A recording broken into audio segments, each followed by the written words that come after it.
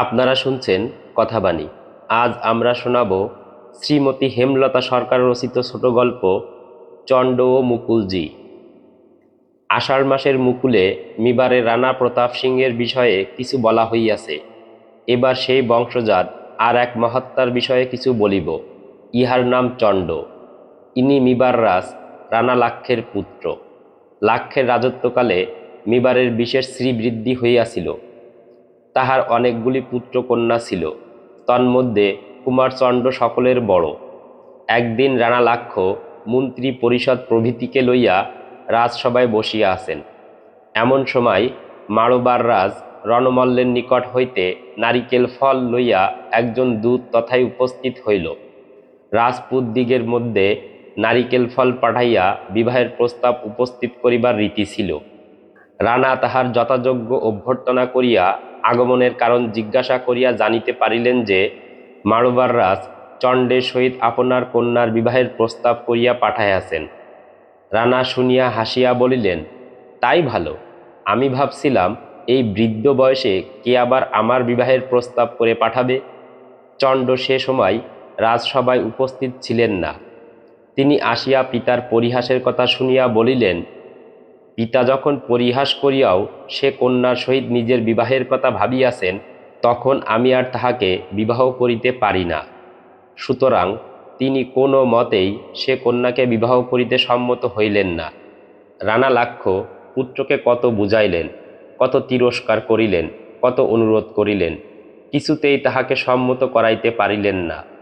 তখন অতিশয় ক্রুদ্ধ হইয়া বলিলেন, কি, আমি পিতা হইয়া এত অনুনয় বিনয় করিলাম, কিছুতেই তাহার গ্রাহ্য হইল না? আমি তো মাড়োবার রাজকে অপমান করিতে পারি না। আমি তার কন্যাকে বিবাহ করিতেছি, কিন্তু তুমি আজ আমার নিকট প্রতিজ্ঞা করো যে চিরদিনের মতো তুমি মিবারের সিংহাসনের আশা পরিত্যাগ করিলে। এই বিবাহে যদি আমার পুত্র জন্মে, সেই মিবারের সিংহাসনের উত্তরাধিকারী হইবে। চণ্ড পিতার নিকট বিবিধপূর্বক প্রতিজ্ঞা করিলেন। কালে নূতন মহীয়সীর একটি পুত্র জন্মিল। তাহার নাম মুকুলজি। মুকুলজির বয়স যখন 5 বৎসর, তখন রানা লাক্ষ মুসলমান দিগের অত্যাচার হইতে গয়াতীর্থ রক্ষা করিবার জন্য গমন করেন। যাইবার পূর্বে রাজ্যের বড় বড় লোকদিগকে ডাকিয়া বলিলেন, আমি তো চলিলাম, আর যে ফিরিব এরূপ আশা নাই। এখন আমি কোন ভূসম্পত্তি মুকুলকে দান করিয়া যাই? কুমারচণ্ড অমনি দৃঢ় স্বরে বলিয়া উঠিলেন, কেন, মিবারের রাজসিংহাসন? শুধু এই কথা বলা নয়, কিন্তু পিতার গমনের পূর্বে বিশেষ উদ্যোগী হইয়া চণ্ড মুকুলকে রাজ্যে অভিষিক্ত করিলেন এবং নিজে তাহার মন্ত্রী হইয়া রাজ্য শাসন করিবেন বলিয়া প্রতিজ্ঞা করিলেন। রানা লাক্ষ মুকুলকে সিংহাসনে বসাইয়া তীর্থে গমন করিলেন। কুমারচণ্ড বিশ্বস্ত অনুগত ভৃত্যের ন্যায় ভ্রাতার রাজ্য শাসন করিতে লাগিলেন। ক্ষুদ্র বালক মুকুল সিংহাসনে বসিয়া আছে, আর চণ্ড দীন দাসের ন্যায় নিম্ন আসনে উপবিষ্ট। এ দৃশ্য দেখিয়া সভাস্থ সকলের মনে এক অপূর্ব ভাবের উদয় হইত। সকলে চণ্ডকে দেবতার ন্যায় শ্রদ্ধা ভক্তি করিত। কিন্তু হাই, এত বড় মিবার রাজ্যে কেবল একজন ছিলেন, যিনি চণ্ডের কাজকর্ম ভালো চক্ষে দেখিতেন না। তাহার সকল কাজেই একটা না একটা দুর্বিসন্ধি আরোপ করিতেন। সে কে জানো? চণ্ডের বিমাতা মুকুলের জননী। তিনি লুকায়া লুকায়া চণ্ডের নামে অনেক নিন্দা প্রচার করিতে লাগিলেন। চণ্ড প্রথম প্রথম বিমাতার এইরূপ ব্যবহার মনে লইতেন না, কিন্তু শেষে যখন দেখিলেন তার কোনো কাজেই পার নাই, সকল কাজেই সন্দেহ, তখন তিনি আর সহ্য করিতে পারিলেন না। মুকুলের জননী কেবলই বলিতেন, চণ্ডই প্রকৃত রাজা, আমার পুত্র কেবল সাক্ষী গোপাল। বিমাতার কথাতে অত্যন্ত দুঃখিত হইয়া একদিন চণ্ড তাহাকে বলিলেন, মা, আপনি নাকি বলেন যে মুকুলকে বঞ্চিত করিয়া আমি নিজে রাজা হইবার চেষ্টাতে আছি। একবার ভাবেন না যে আমার যদি রাজা হইবার ইচ্ছা থাকিত, তাহা হইলে আজ আর আপনাকে রাজমাতা হইতে হতো না। যা হোক, আপনার মনে যখন এমন ভয়, তখন আমার এ রাজ্য ছাড়াই ভালো। আমি আপনার পুত্রের রাজ্য ছাড়িয়া চলিলাম।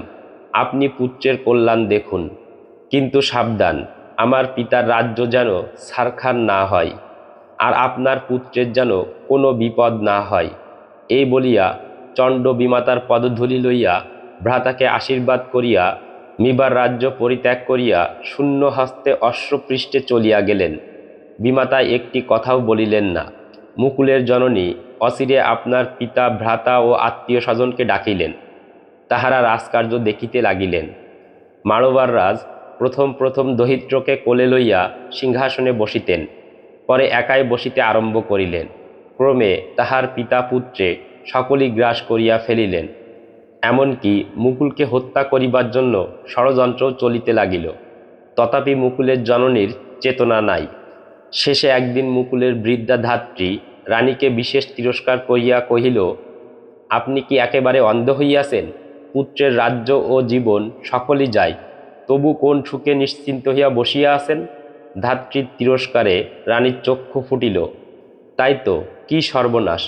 পিতা ও ভ্রাতার হস্ত হইতে রক্ষা পাই কি রূপে? ভাবিয়া দেখিলেন তিনি নিরুপায় ও অসহায়। তখন অন্য গতি না দেখিয়া চণ্ডকে বলিয়া পাঠাইলেন, চণ্ড, তুমি ভিন্ন এ বিপদে আর রক্ষা নাই। তুমি শীঘ্র আসিয়া তোমার পিতার রাজ্য ও ভ্রাতার প্রাণ রক্ষা করো। চণ্ড সংবাদ পাইবা মাত্র উপস্থিত হইলেন। সকলে সাদরে তাহাকে গ্রহণ করিল। তিনি বিশ্বাসঘাতক মাড়োয়ার রাজকে হত্যা করিয়া তাহার পুত্রকে স্বদলে রাজ্য হইতে দূর করিয়া দিলেন। শত্রুকে দমন করিয়া রাজ্যে শান্তি প্রতিষ্ঠিত করিয়া ভ্রাতার রাজ্যকে নিষ্কণ্টক করিয়া মহামান্য চণ্ড আবার বিদায় লইলেন। এবার বিমাতা বলিলেন, তুমি আর দূরে যাইও না, তুমি এখানেই থাকো। চণ্ডের হৃদয় বিমাতার পূর্ব আচরণে এতই দুঃখিত হইয়াছিল যে তিনি কোনো ক্রমেই আর থাকিতে সম্মত হইলেন না। বলিলেন, জননী, বিপদে পড়িলেই আমাকে ডাকিবে। আমি চিরদিন আপনার পুত্রের রাজ্য রক্ষা করিবার জন্য প্রস্তুত থাকিব। কিন্তু আমি আর এখানে থাকিতে পারি না। কি জানি আপনার মনে আবার যদি কোনো সন্দেহ উপস্থিত হয়।